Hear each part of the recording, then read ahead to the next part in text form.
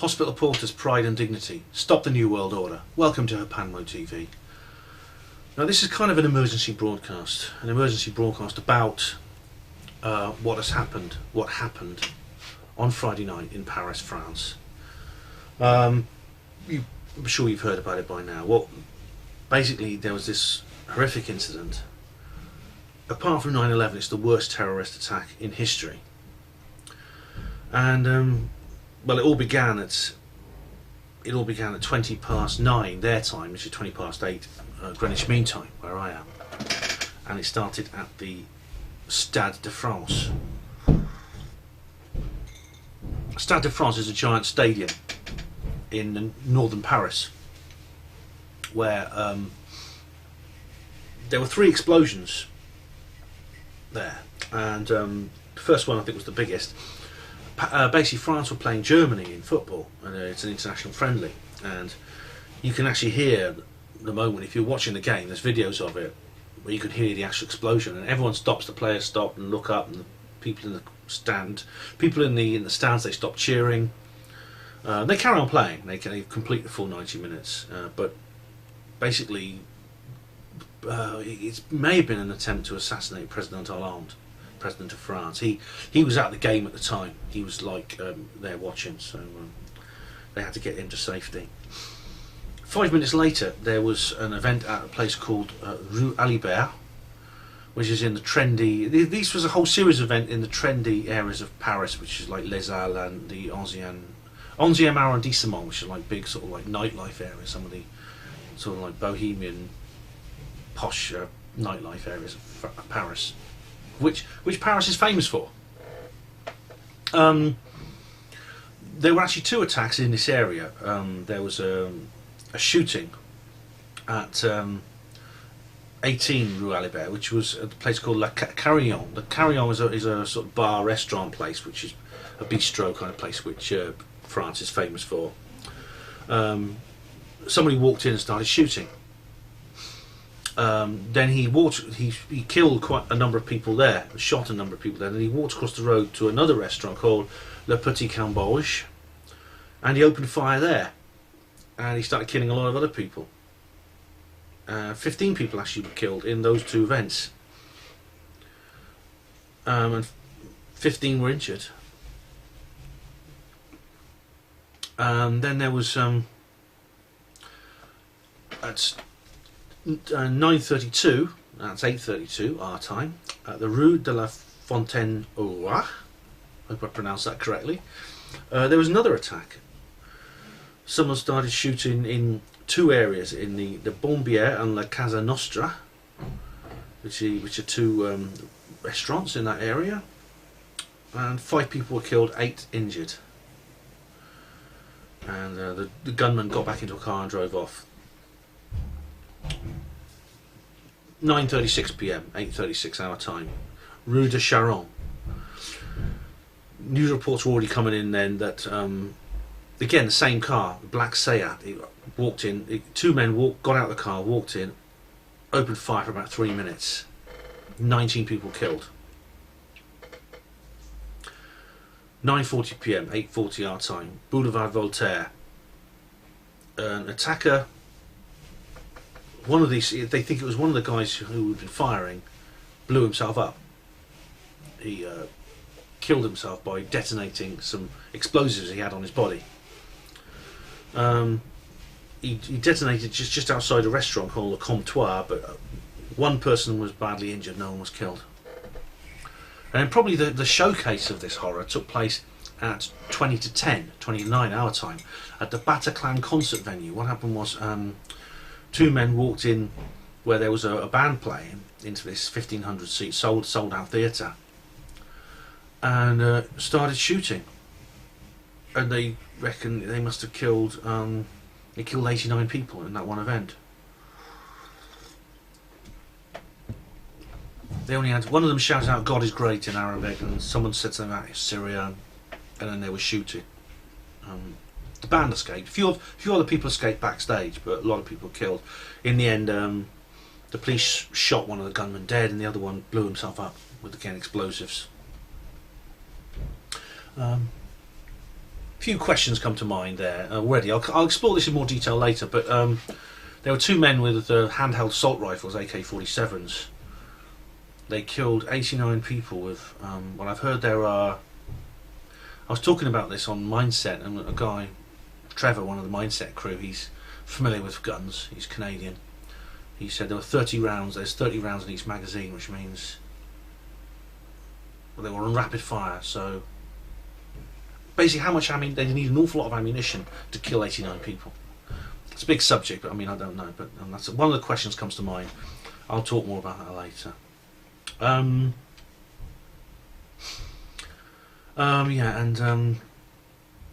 Interestingly, they found a passport on one of these guys that blew themselves up, and I'll talk a bit more about that as well later, because that's a bit strange.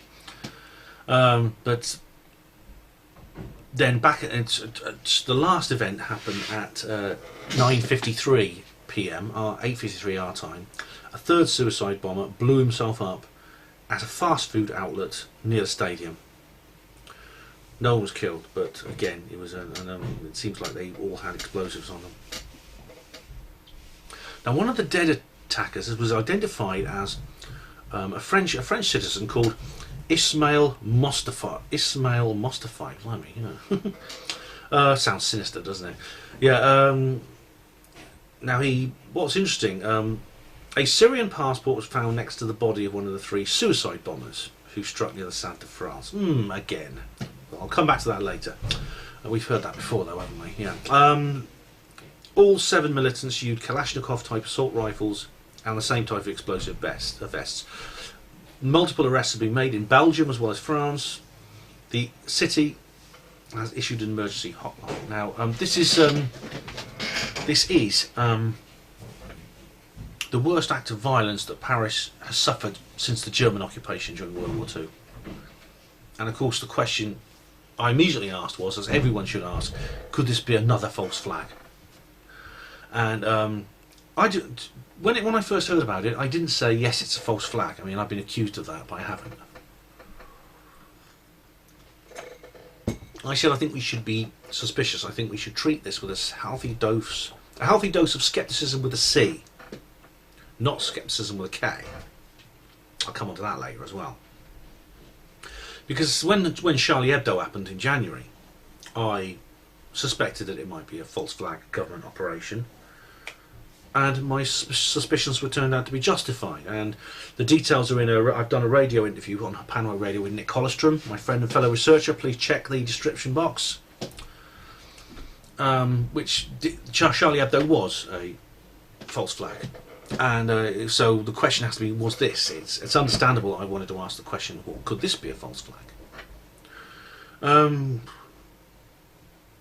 I'll go into this in detail in the course of this film, but in the meantime, something I'm sure we'll all agree on: this was a terrible crime.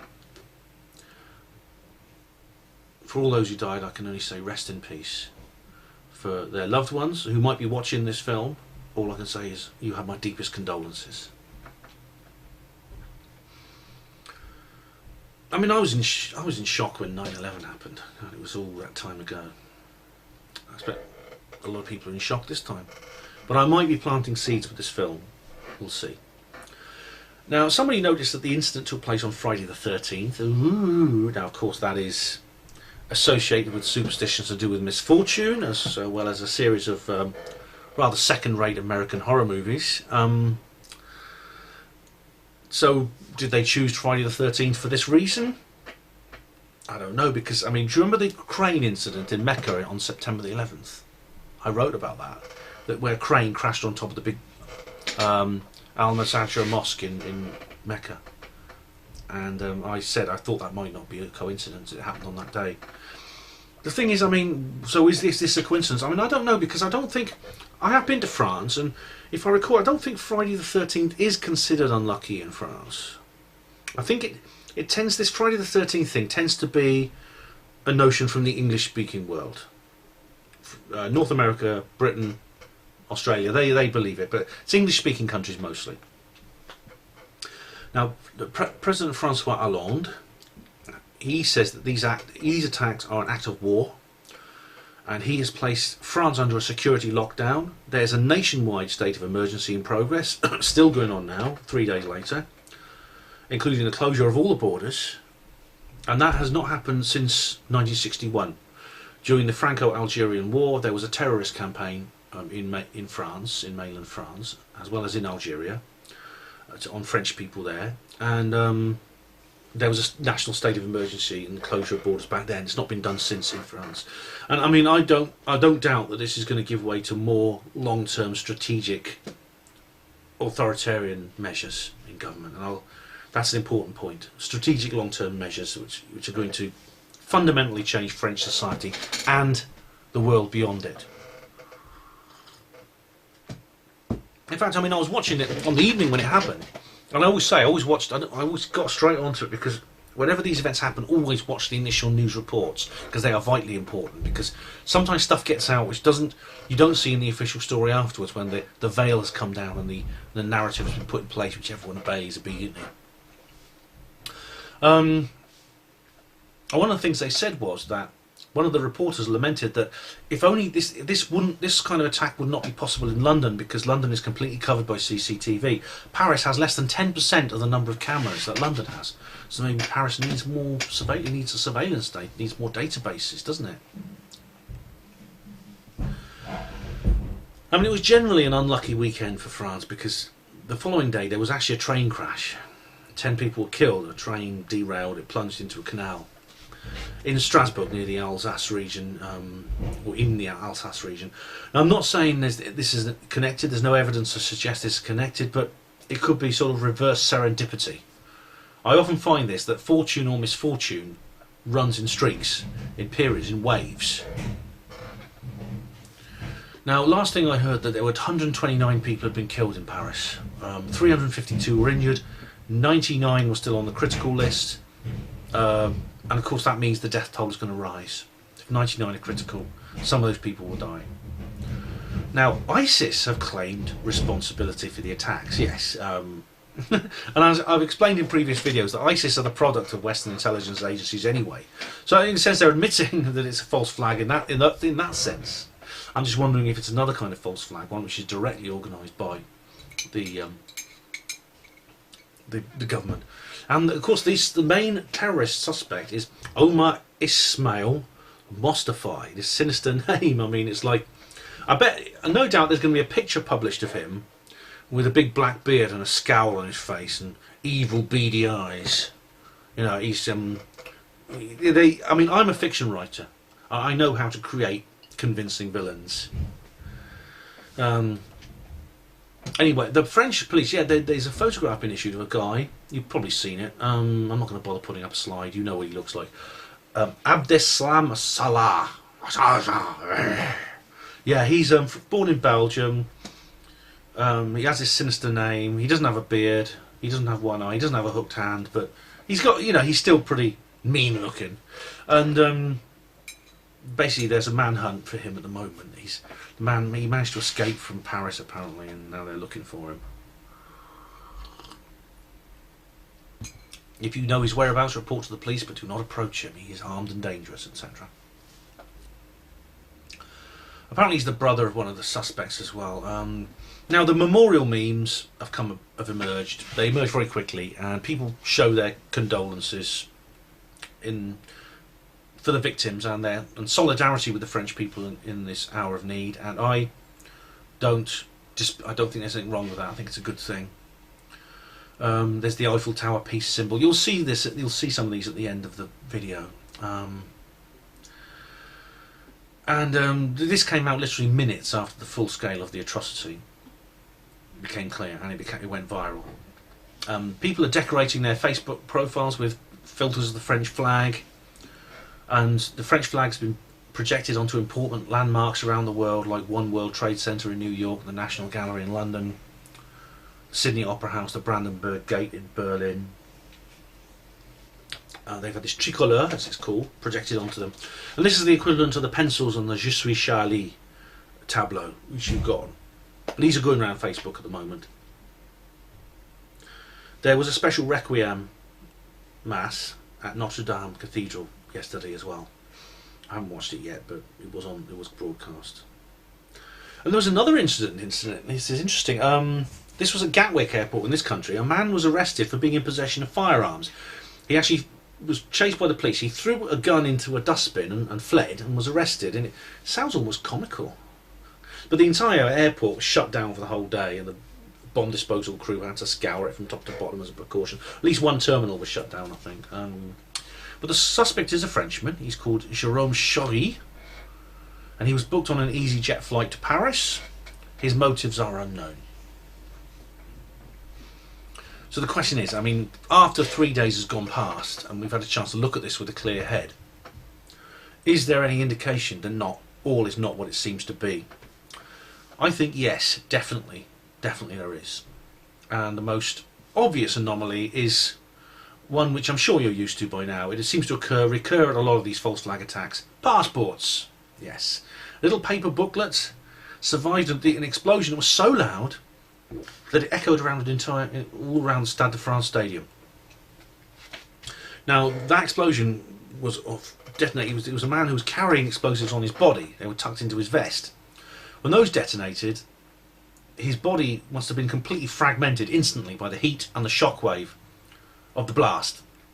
Yet a passport survived. Yes, we've heard that before, haven't we? Yes. And several people all over social media were joking. Why don't they make bomb shelters out of these passports if they're really that resilient?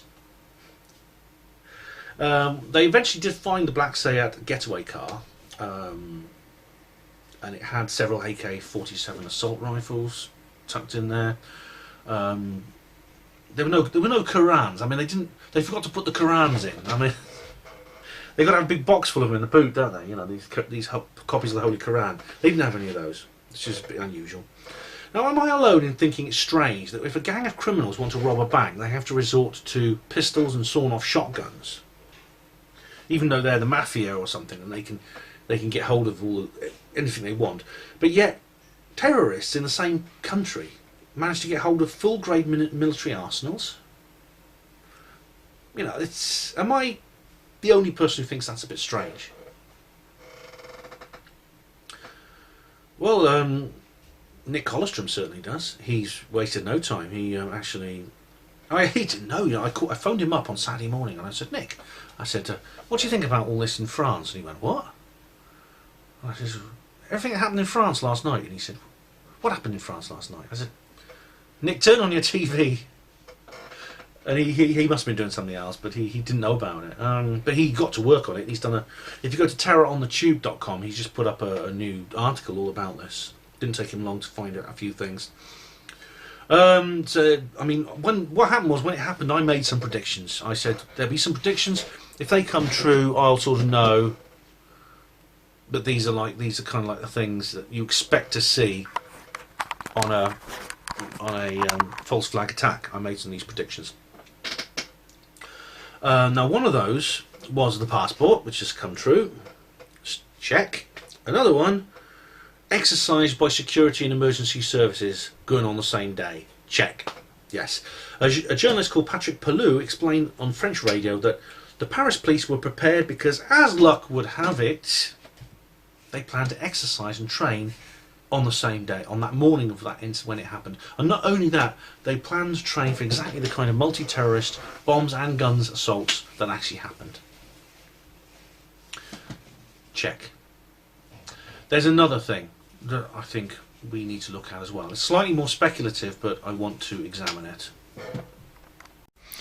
Now, these suspicious elements, I'll describe one of them in a bit more detail, and it involves the use of crisis actors, which has been something that's come up often, especially in recent incidents like this. Now, of course, there were reports that people have been laughing and joking as they were escorted from the premises. That, to me, is not good evidence. There's no real visual indicators here. However, there is other evidence, visual evidence. We're talking about here, photographic evidence. Now, in particular, this tableau here was doing the rounds of Facebook. Now, I'm familiar with the person depicted here, because this is a face that has, as it indicates here, appeared at the Aurora shooting, where a man went into a cinema and started killing people, supposedly. At Sandy Hook, which is supposed to be a school shooting, which again looks like it was a staged event. And the Boston bombing, where I think people were hurt and injured at Boston, but the media had ready to go a falsely concocted story. And now we see what looks like this same young woman in Paris. The question is she a crisis actress? I think crisis actors and actresses are real. I think they do happen, they do exist, and they are used in certain instances like this. There's the famous case of the man being wheeled away in a wheelchair. He's sitting up, he's looking sort of he's got his hands over his face, looking pained as if he's just had a tooth out. When in fact he's had both his feet blown off, yet he's able to sit up in a wheelchair. Something I know for a fact is impossible. From having to deal with people who've had real injuries like that in my hospital. He's also been formally identified as a man who does have no legs, and he's used as a crisis actor in many circumstances. So is this another? This is another of the faces that keep appearing in these media broadcasts. Now, if this is the same woman, if this is the same actress, and this photograph of her in Paris after the bombings yesterday is a real photograph from that scene, then this means that the government had media footage and imagery ready to go immediately after the event occurred, which means it must have been produced before the event occurred. It meant the media had foreknowledge that something was coming, and they said, well, let's make some... It's bad enough they make convincing fake images, but to have made them beforehand, which they must have done, means they had foreknowledge, which I think calls into question the entire official story, that this was some rogue attack by elements of ISIS who managed to infiltrate the French authorities and went and organised this under their noses. I don't know, it's too soon to tell, but I think we should be suspicious of things like this. At least be on the alert for these kinds of tricks and spot them when they occur. Now, I'm not saying that real people didn't get murdered. Okay, I'm just saying that the show was created for the media to illustrate the scenario, and that means foreknowledge by the authorities. As I said, it's suspicious. You see this in some other events. For instance, the Cumbrian massacre in 2010, where Derek Bird just got a gun. He went out one day and went out shooting people, killed 12 people. Richard D. Hall has examined this in detail. Now, the BBC News presented their programme, not a location report. They actually moved their entire studio up to Whitehaven, Cumbria, and actually presented the programme from the town on the seafront. It's ridiculous. So the question is, I mean, they must have had foreknowledge. I mean, they must have had. It's like you can't just do this on the spot and with just a couple of hours' notice. It takes planning. It takes preparation. Now the question is, I mean, what's going on? I mean, is this possible? Is this theoretically possible that this is basically a black budget government operation? Absolutely, it is. It's happened before. Now, during the Cold War, it's going back a long way now. The intelligence services, they actually trained groups of private citizens to act as stay-behind armies on continental Europe. I mean, there was a version of this in Britain as well, and this was based on like the resistance forces they had in Nazi Germany, for instance, or where Nazi Germany invaded. Britain was prepared; they had a resistance force ready. The French resistance, of course, is famous in history. Charles de Gaulle was one of these resistance fighters. They were trained before the Nazi occupation of France, and their role is to function as basically, if the Soviet Union invaded Western Europe, these stay-behind armies would function as that same kind of resistance group. They would fight a guerrilla war against the Soviet occupation, involving terrorism, sabotage, things like that. And all NATO countries in one form or another had one of these provisional armies that had been set up. And this was known as Operation Gladio. Now, if you Google that, you'll get a video produced by the Chronicle series on BBC. It's a three-part series. It's fascinating and it's eye-opening, and it should make you sit. If you're not familiar with these ideas, it should make you sit up and think again if you think this could not be possible and this could not be a false flag. Now, Operation Gladio was obviously this planned stay-behind army, but also it was like it had another role, and that role was what was known as the strategy of tension. And that meant that members of Operation Gladio would carry out a series of bombings, shootings, and particularly brutal bank robberies and robberies of shops. This happened in France, Belgium, Italy, all over continental Europe, and Germany. Now, these were blamed on militias from both the far left and the far right had militias. For instance, the most famous ones were the Baader-Meinhof gang in Germany. Through the 1970s, they basically raised Cain all over the country. They call themselves the Red Army faction. There's a good German film actually been made about them. It's a really good film. There were several others as well, like Action Directe in France, the Brigata Rosse in Italy. These were hardline Marxist organisations. There were also neo-fascist cells like the Armed Nuclear Revolutionaries in Italy. Now, they were blamed for the Bologna railway bombing, which was the worst terrorist attack apart from 9/11. Well, it was until that event in Paris. It was the worst terrorist attack apart from 9/11. 85 people killed. Now, that was always blamed on the Armed Nuclear Revolutionaries, but it's possible the Armed Nuclear Revolutionaries were a front for Operation Gladio, which would make it a false flag attack. If you watch this documentary on BBC, for goodness sake, download it, because it won't be there for long. Whenever someone uploads it, it's gone pretty quickly. So, is it possible that a new war on terror version of Operation Gladio is at work in the world? And I would say absolutely yes. And it's quite possible that the atrocities in Paris on Friday night were a product of that. So, if it was a false flag attack, which is looking increasingly likely, why France? What has this medium-sized republic in Western Europe done to warrant this attack, this negative attention, 2 atrocities in the space of 10 months? Why? That's the question. I will endeavour to answer. Well, I think I know the answer. Well, I've got some ideas about what might be the answer. And I want to take you on a little timeline, which gives you a little bit of background into the attacks in Paris the other day. And in order to explore the background to these attacks, we have to go back a long way. We have to go actually all the way back to last year. Now, it begins on the 17th of November 2014, in which this article was published in Euroactiv.com. And it said, the French government will not sign the TTIP agreement in 2015. Now, the TTIP stands for the Transatlantic Trade and Investment Partnership. Now, I've actually I've written an awful lot on this. If you go to the Hapanmo Voice blog, hapanmo-voice.blogspot.com, you'll be able to read my articles on that, where I actually attended a TTIP concern meeting in Oxford.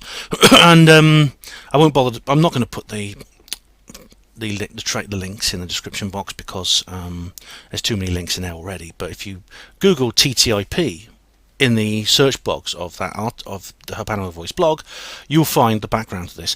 But basically, the TTIP is a proposed free trade agreement between the European Union and the United States of America, and it's basically an extension of the existing European free trade agreements into North America, and it'll cover several other countries over time. It's already got a couple of countries in South America, I believe. Now, it's very controversial because one of the issues it's concerned with is what's known as the investor-state dispute settlement mechanism, which is a part of TTIP. And this is what has bothered the French.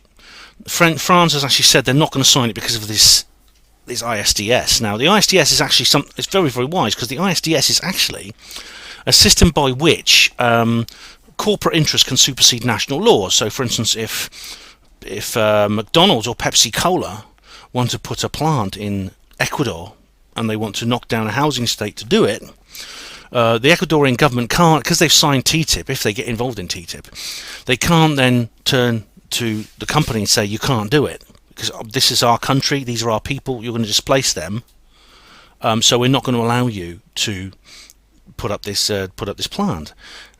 And they'll say, well, because you've signed into TTIP, you cannot stop us. That's basically in a nutshell what it is, and that's what concerns people about TTIP. So this is what concerned the French, and with good reason, I think. And well, there was a bit of a dispute over it, because I think the organisers of TTIP value it very much. They value it's almost as important to the agenda as the European Union. And to have France pull out, France is one of the biggest economies within the TTIP area, and is a pivotal theatre of operations in Europe. So to have that traffic pulled out is very, very is going to be very worrying. Now, I mean, I agree with why they did it, because it is an extremely dangerous piece of legislation, or proposed legislation, I think. And France are very wisely turning against it. I wish our country would do the same. I know there's a campaign to stop it, which I'm a part of in Britain. So if France don't sign up to it, then other countries might follow in their wake, and that could spell the end of TTIP. An awful lot is at stake here. France is holding the key to maybe the entire structure of the TTIP agenda. This is going to make them enemies, some dangerous enemies. Another dangerous enemy to make, in fact, probably the most dangerous enemy to make in this world, is Israel. Now, France has really urinated off Israel, and on the 23rd of November 2014, the Israeli government, led by Benjamin Netanyahu, issued a warning to France. They said it would be a grave mistake to pursue the course they're pursuing. Now, the course France is pursuing is to recognise Palestine as a legitimate sovereign state. Now, there's not many countries do. You see, there's a movement in the world community that Palestine should be recognised as a proper country and have a seat on the United Nations, etc., etc., etc. Plenty of countries across the third world are very, very keen on this idea. Not many Western countries are, and France is the biggest and most important country to actually come about and say, well, maybe Palestine should actually be a proper country. You should have the same rights and the same obligations and the same position in the world community as Israel does and any other. Israel, despite their proposed commitment to peace and a two-state solution, etc., think very differently. They think they should have rights to all the land from the Nile to the Euphrates, as it says on their flag. The two blue lines on their flag represent those two lines. I think it's either the Euphrates or Tigris. It's on the one side or the other of Mesopotamia. But basically everything from Egypt to Iraq they want to have first choice on. So Benjamin Netanyahu have warned it would be a grave mistake. Recognition of a Palestinian state by France would be a grave mistake. Do they have nothing better to do at the time of beheadings in the Middle East, including that of French citizens? Well, the state of Israel is a homeland for the Jewish people and the only state we have, and the Palestinians demanding a state do not want to recognise the right of a state to the Jewish people. Well, as the fact of the matter is, France has not said that that the Jewish people should not have a state. If you consider Israel to be a Jewish state, which I don't, I think it's a Rothschild fiefdom that is actually exploiting Jewish people. France haven't even said that. But I still think that could have been enough to maybe put them on the firing line of Mossad. And Mossad is an organisation which makes even the toughest MI5 and CIA agents shiver with dread. Annie Machon, a former MI5 agent who, together with David Shayler, went renegade very bravely, has said that. She said that everyone was terrified of Mossad within the intelligence community, and it seems with good reason. And well, that was 23rd of November, so they gave them almost a year to think about it. Although, well, things happened before then, didn't they? And then, of course, we had the Charlie Hebdo attacks on the 7th of January of this year. two armed men walked into the offices of the satirical comic Charlie Hebdo, shot dead all the staff. Everyone they could in the building they killed.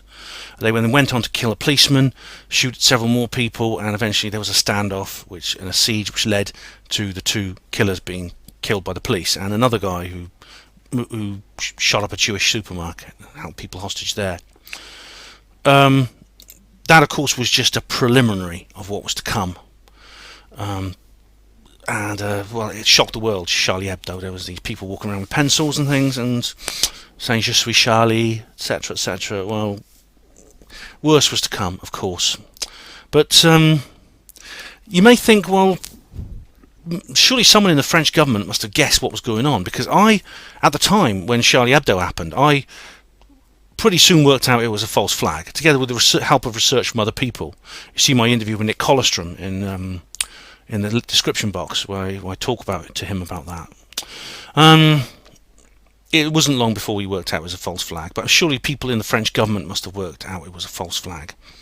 In which case, why none of the politicians spoke out? None of them said anything. All of them kept their mouths shut, and they collaborated with the pretense. You may think, well, why did they do that? Well, the answer is they didn't. Well, not all of them, anyway.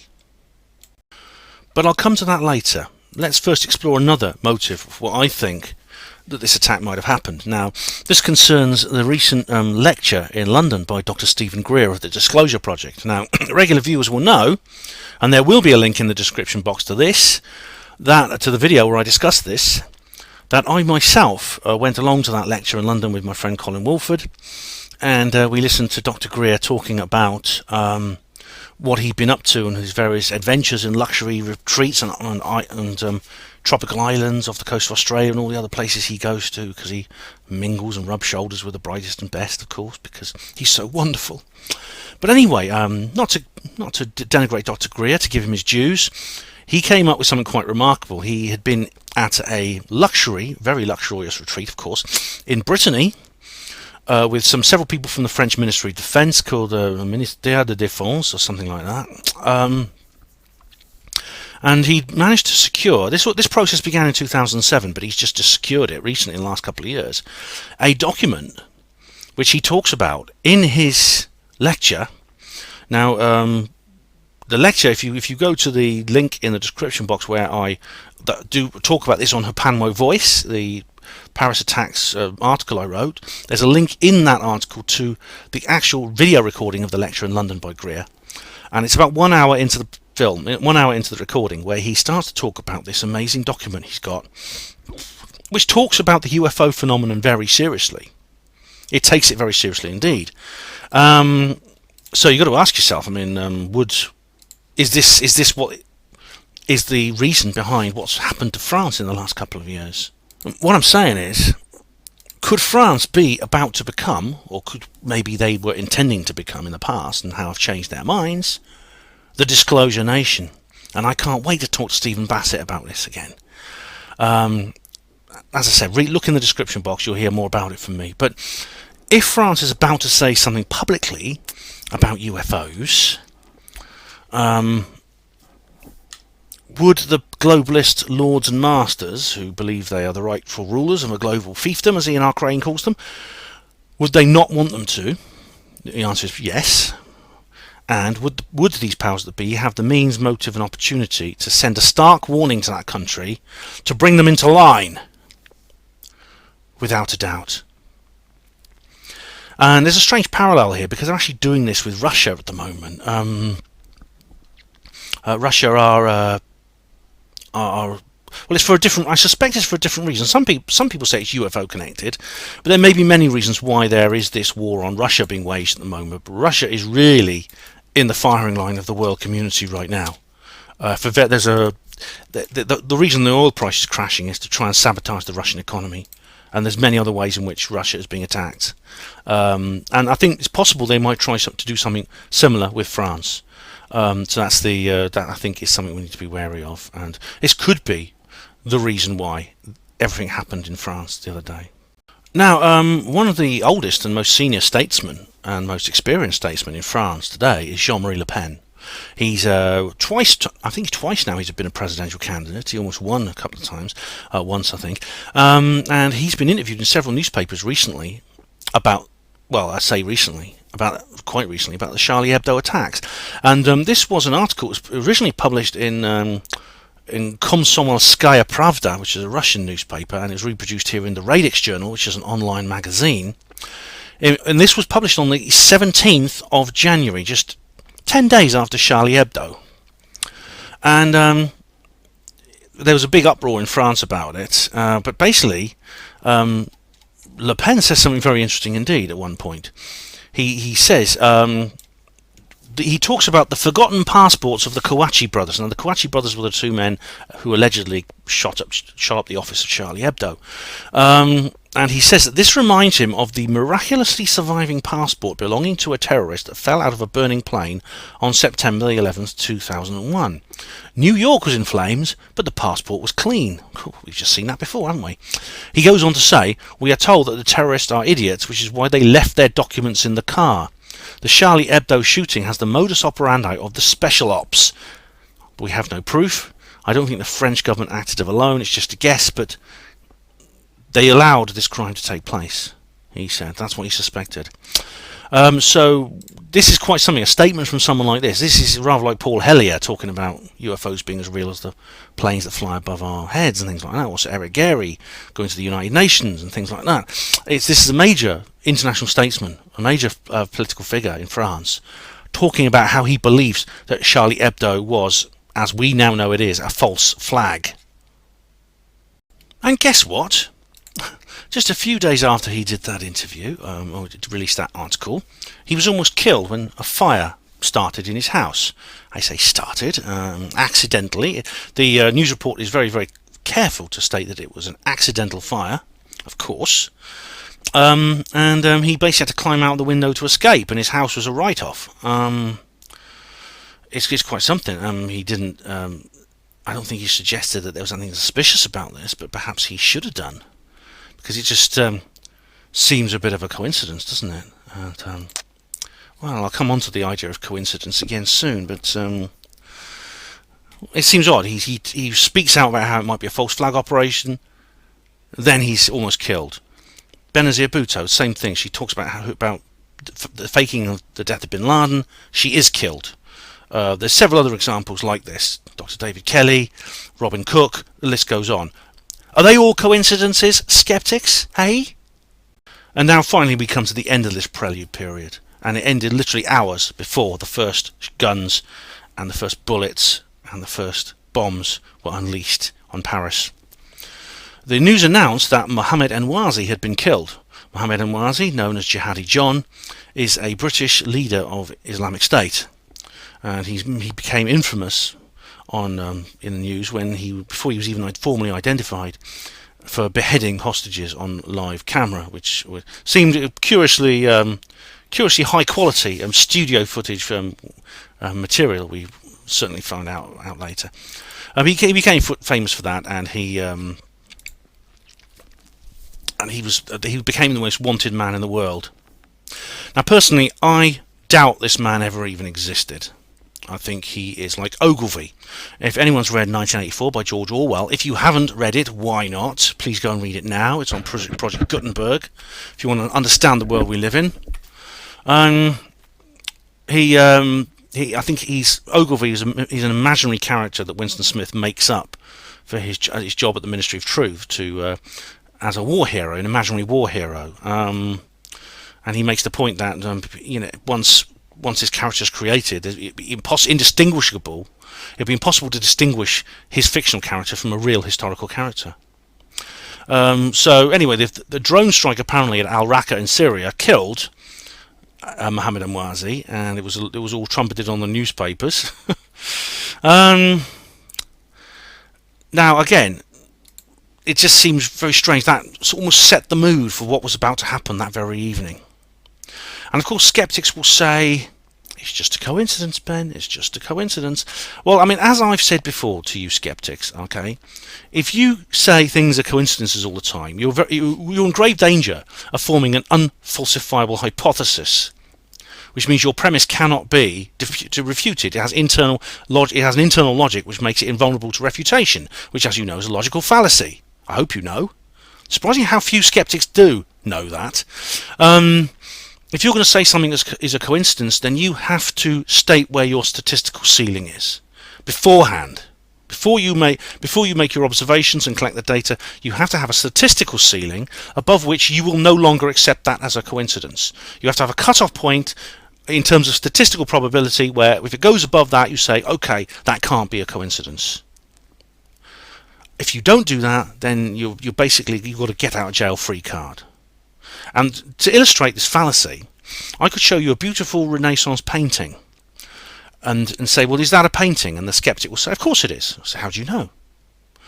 Well, it had a painter. How do you know? It's an anonymous painting. No one knows who painted it. How do you know that some artist didn't get angry one day and just kick his pots of paints around the room and splash them and throw them against the canvas? And they coincidentally formed into this beautiful Madonna coming out of an eggshell, or some cherubs flying across the sea, across a skyscraper, something like that. And he didn't think, that's a nice picture. I'll just say that's a painting. Until you can state that, you see, until a skeptic can actually state that, then anything can be a coincidence, because there's nothing in this world that's physically possible, which is so unlikely that you can say that could never happen. So this is where I think, as I won't go on about this, it's all right, but this is where I think the skeptics really get it wrong, and they need to buck up their ideas. So anyway, that was the very strange run-up to the events in Paris the other day, and then of course the rest is unfortunately history. Now, during the Cold War, France was regarded by the Western intelligence services as a bit of a loose cannon. Now, when NATO was set up, the North Atlantic Treaty Organisation, which was there to meet the Warsaw Pact, which was the Soviet-occupied countries, France joined, but it withdrew. France withdrew in several stages between 1958 and 1966. This is the result of their maverick president, their most famous president, Charles de Gaulle. Now, he was a conservative. He was very opposed to the Warsaw Pact alliance. He's opposed to communism.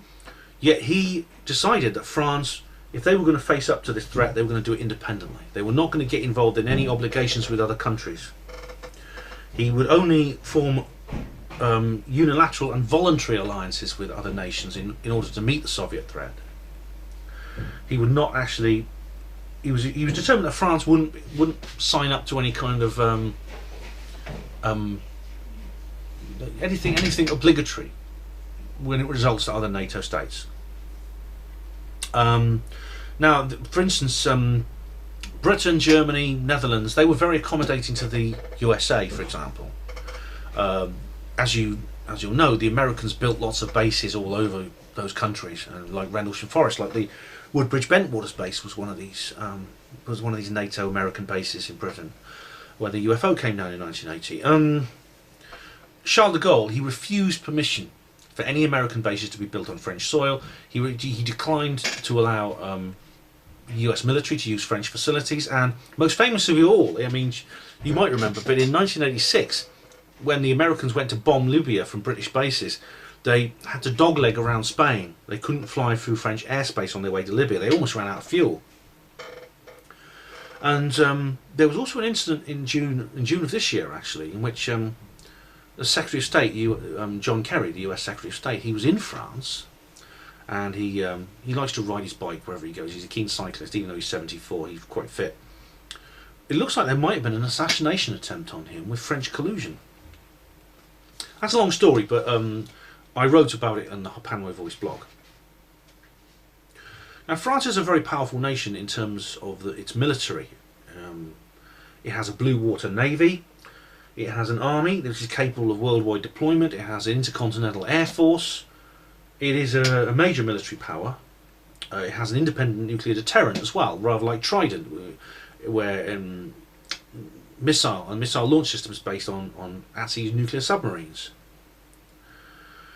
Now, during the Cold War, as I said, France was a loose cannon, as I said, but it never formally allied itself or approached the Soviet bloc in any way that resembled loyalty. But at the same time, it never officially allied itself with the West. This is why it was a loose cannon. And it was seen by many people outside France as a nation of concern, a dangerous neutral observer, which you could take the other side at any point if you wanted to. Not least because France has a very strong communist tradition. It has a very powerful communist party, which is a major party, which has seats in the Assemblée Nationale and lots of local and regional councils. Many French people are communists.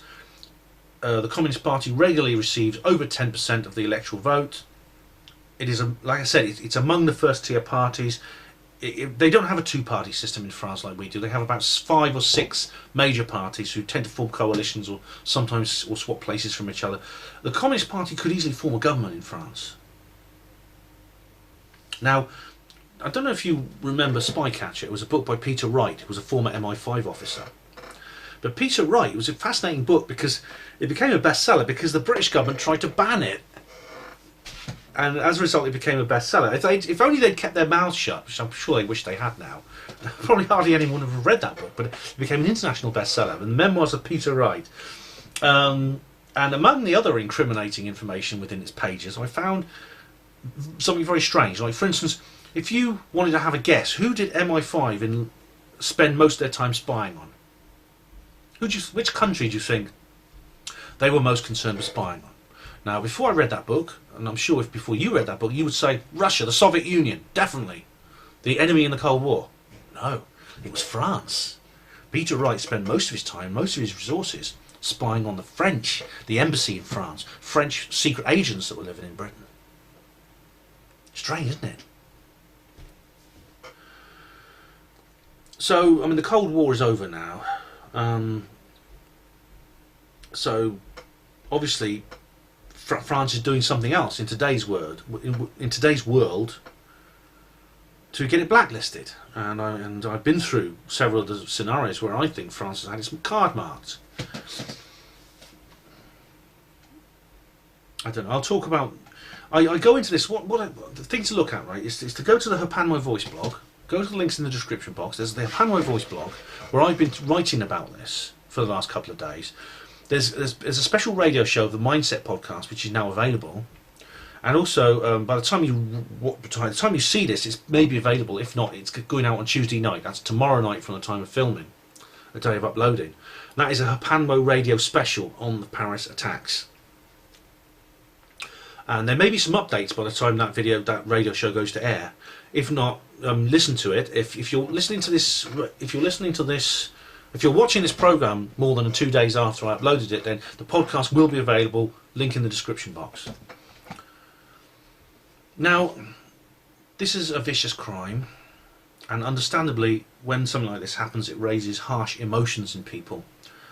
And I posted a status about on Facebook, and an argument broke out in the comments box. I didn't say it was a false flag. I just said this awful thing has happened in France.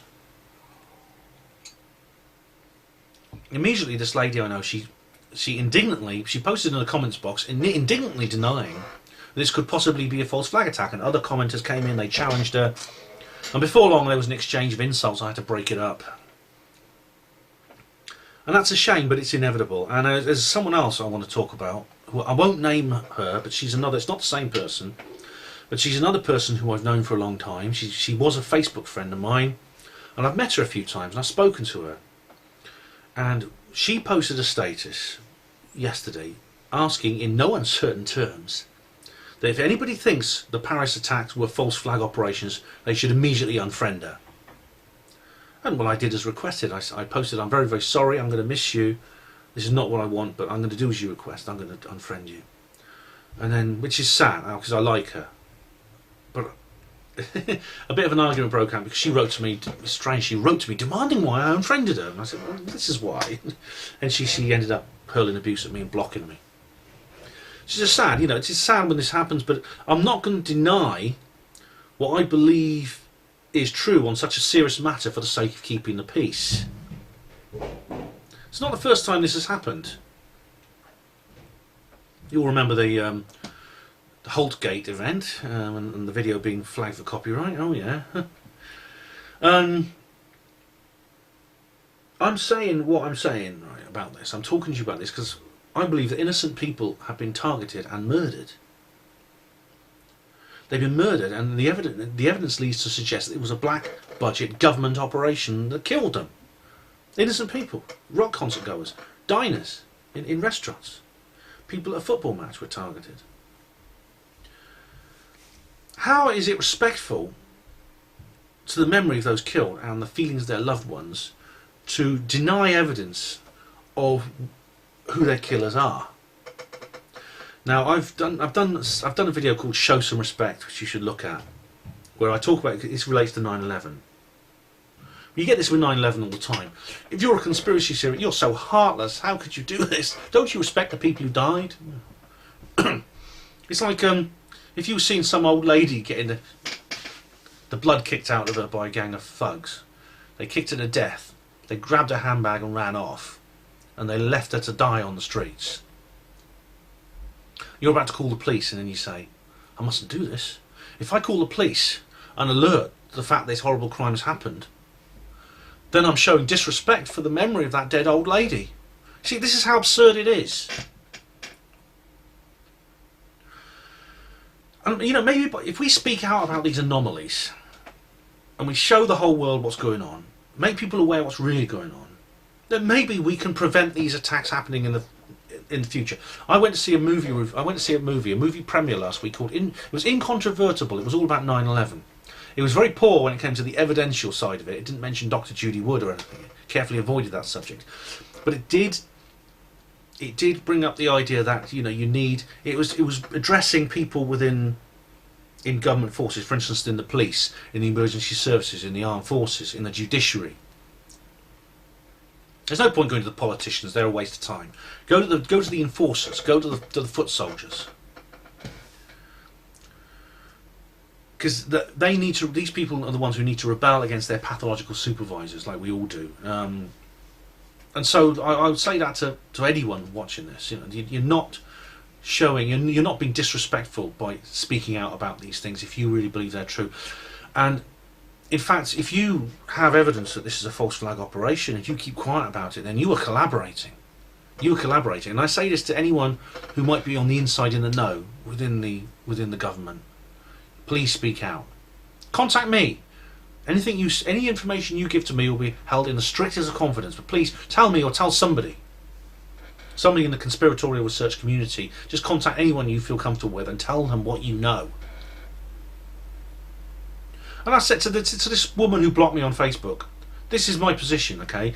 If you want to keep stum, you want me to keep quiet and avoid offending you, if I do that, then the perpetrators get away with it again. They'll be free to run off and commit other such crimes in which more people have to die. No way, not on my watch. Well, thank you for watching Hapanwo TV. This is an emergency broadcast. Normal service will be resumed. I have a lot more in the pipeline to come on other subjects, so please stay tuned for those.